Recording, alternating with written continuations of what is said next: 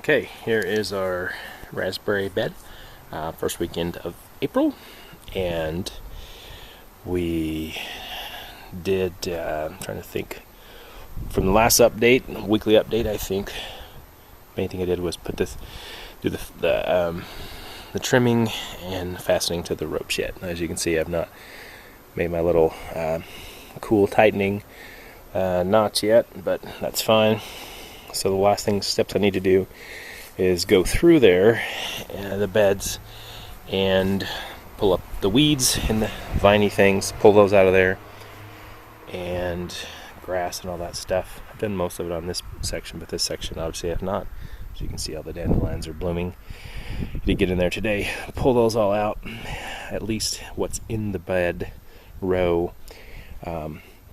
Then you can see the plants for the primicanes for this year are starting to pop up there, and they're getting some growth on them. My plan is to let them get up about maybe 3-4 inches, maybe 4, 5, 6 inches.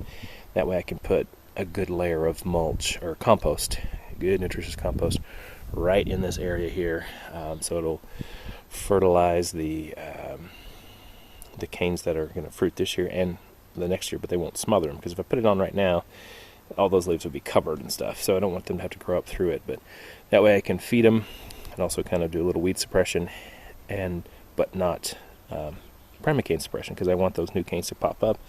I don't want them to be smothered.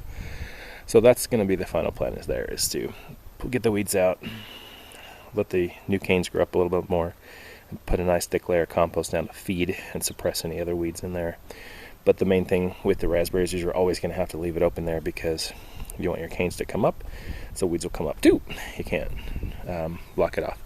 But for the parts that are not in the row, this part against the house there, and technically I guess this part out here too, we're going to, specifically in here because it's going to be easier to control, we're going to pull all that stuff out, put some nice thick cardboard or a couple layers of weed fabric, and then smother that with some nice mulch, just to keep that weed free. And you can see those damn viney things there.